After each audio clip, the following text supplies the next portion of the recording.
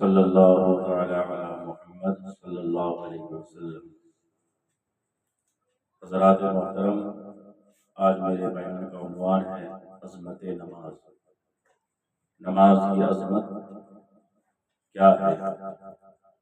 ہمارے نبی صلی اللہ علیہ وسلم کی ایک معراج تھی، جب آپ رب کی بارگاہ میں گئے، اور اسی معراج کے صدقے میں ہمیں یہ نماز جو ہماری معراج ہے، وہ معراج نبی کے معراج کے صدقے میں ہماری معراج جو نماز ہے وہ نماز ہمیں ملی۔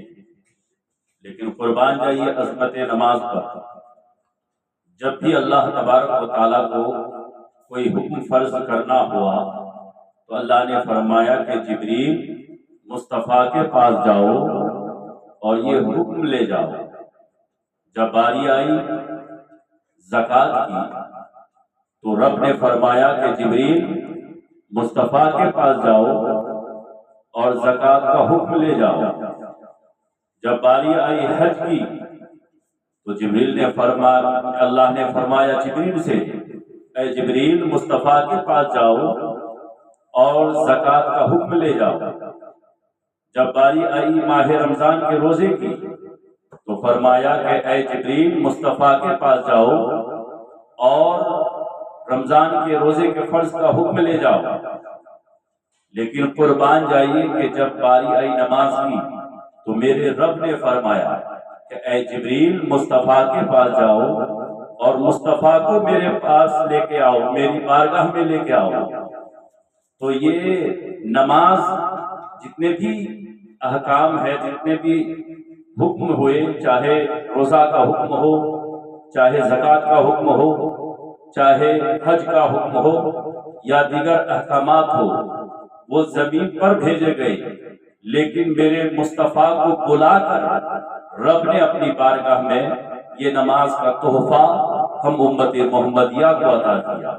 چنانچہ آج ہر کوئی چاہتا ہے کہ میری عزت کی جائے، میری سماج میں عزت ہو، میری ویلو بڑھ جائے۔ کوئی انجینئر بنتا ہے اسی لیے بنتا ہے کہ میری سماج میں عزت بڑھ جائے، میری ویلو بڑھ جائے، لوگ میری عزت کریں۔ کوئی ڈاکٹر بنتا ہے عزت کے لیے، کوئی پروفیسر بنتا ہے عزت کے لیے، کوئی پرنسپل بنتا ہے عزت کے لیے، کوئی انسپیکٹر بنتا ہے عزت کے لیے۔ الغرض یہ کہ جو بھی کوئی محنت کر کے کوئی بڑا عہدہ حاصل کرتا ہے تو اس کا پرپس، اس کا مقصد یہ ہوتا ہے کہ سماج میں میری عزت بڑھ جائے، میری شان بڑھ جائے۔ لیکن قربان جائیے کہ نماز عزت مانگنے سے نہیں ملتی ہے، اللہ جسے عزت دے عزت اسے ملا کرتی ہے۔ چنانچہ ایک انسان آج جو دنیا میں جس کے پاس مال زیادہ ہو، جس کے پاس پراپرٹی زیادہ ہو، جس کے پاس اچھی بڑی مہنگی گاڑی ہو، لوگ اس کو عزت کی نگاہ سے دیکھتے ہیں۔ لیکن اگر کوئی ڈرائیور ہے، آٹو چلاتا ہے، کوئی رکشہ چلاتا ہے، کوئی مزدوری کرتا ہے، کوئی اگر کھیتی باڑی کرنے والا کسان ہے تو لوگ اس کی عزت نہیں کرتے، لوگ اس کو عزت نہیں دیتے۔ یہ ان کی کیا عزت ہے؟ یہ تو آٹو ڈرائیور ہے، یہ تو رکشہ چلاتا ہے، یہ تو فارمر ہے، یہ تو کسان ہے، لوگ ان کی عزت نہیں کرتے۔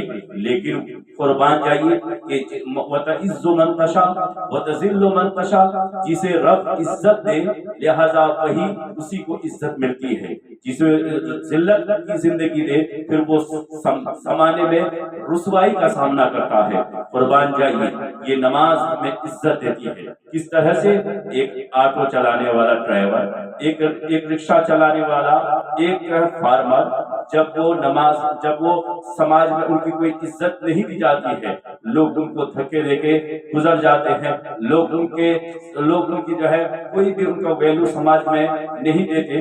لیکن وہی آٹو ڈرائیور، وہی رکشہ چلانے والا جب نماز میں کھڑا ہو جاتا ہے، نماز پڑھنے لگ جاتا ہے تو لہٰذا دیکھیے ان کی عزت اتنی دی گئی کہ اب اگر کوئی وقت کا اگر پروفیسر ہے تو اس کو حکم ہے کہ سامنے سے نہیں گزرنا. اگر ڈاکٹر ہے ٹھیک ہے لیکن ان کے سامنے سے نہیں گزرنا. کہ اگر کوئی وقت کا اگر کوئی پیر صاحب بھی ہے تو اسے بھی حکم ہے کہ اس کے سامنے سے نہیں گزرنا. اگر کوئی مفتی ہے، عالم دین ہے، حافظ قرآن ہے، کوئی بھی ہو اس کے سامنے سے نہیں گزرنا. اسی لیے کہ وہ نماز پڑھ رہا ہے، رب سے باتیں کر رہا ہے، رب سے ہم کلام ہو رہا ہے. چنانچہ اگر کوئی کہے بادشاہ میں وقت کا بادشاہ ہوں، میں اپنے تاج میں ہوں، کم سے کم مجھے تو جانے دیا جائے. لیکن ان سے بھی کہا جائے گا کہ تم وقت کے بادشاہ ہو، اپنی جگہ ٹھیک ہے لیکن تم اپنے تاج میں ہو. اور یہ بندہ جو نماز پڑھ رہا ہے یہ اپنی معراج میں ہے، یہ اپنی معراج میں ہے. دیکھا آپ نے نماز کیسی عزت دی کہ ان لوگ جو ہے جب تک نماز نہیں پڑھ رہا تھا، جب حالت نماز میں نہیں تھا، لوگ ان کو دھکا دے کے چلے جا رہے تھے، ان کے سامنے ان کو ٹچ کر کے گزر جاتے تھے. لیکن اب ان کے سامنے سے نہیں گزرنا. تو نماز ہمیں عزت دیتی ہے. لیکن عزیزان ملت اسلامیہ، یہ نماز جو بندہ اپنی نماز میں اپنے لیے استغفار کرے کہ اللہ مجھے معاف کر دے، اللہ میری بخشش فرما دے، اللہ مجھے بخشش کا پروانہ عطا کر دے، وہ نماز مؤمنین ہوتی ہے. اور جس بندے کے لیے نماز استغفار کرتی ہے وہ مومنین کی معراج ہوا کرتی ہے، وہ وہ معراج المؤمنین ہوا کرتی ہے. وہ نماز مومن کی معراج ہوا کرتی ہے کہ جو نماز مومن کے لیے استغفار کرے، نماز کہے کہ اللہ اس بندے کو بخش دے، نماز کہے کہ اللہ اس کو بخشش کا پروانہ عطا کر دے. اسی لیے عزیزان ملت اسلامیہ، نماز کی بڑی عظمت ہے، نماز بہت اہم عبادت ہے. نماز جیسی عبادت کوئی دوسری عبادت نہیں ہے. نماز کو سب سے افضل عبادت کہا گیا ہے، اسی لیے کہ نماز ایسی عبادت ہے کہ جو الگ الگ مخلوق جو الگ الگ طریقے سے عبادت کرتی ہے. جیسے کہ آپ دیکھیں کہ ایک جو پیڑ ہے وہ قیام کی حالت میں اللہ کی عبادت کر رہا ہے، اور یہ 4 پیر والے جانور جو چوپائے کہا جاتا ہے وہ رکوع کی حالت میں اللہ کی عبادت کرتے ہیں.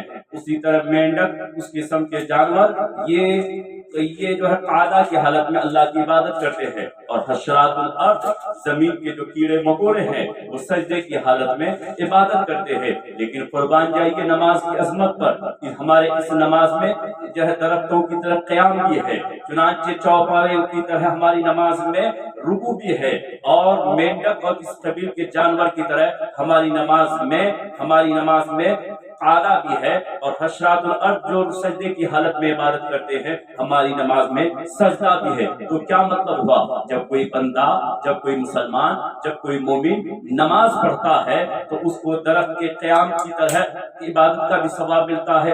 چوپائے 4 پیر والے جانور جو عبادت کرتے ہیں رکوع کے حالت میں، ان کو اس کا بھی ثواب ملتا ہے. اور مینڈک اور اس قبیل کے جانور جو حالت قعدہ میں اللہ کی عبادت کرتے ہیں، جو کوئی بندہ نماز پڑھتا ہے ان کو مینڈک کی عبادت کا بھی ثواب ملتا ہے.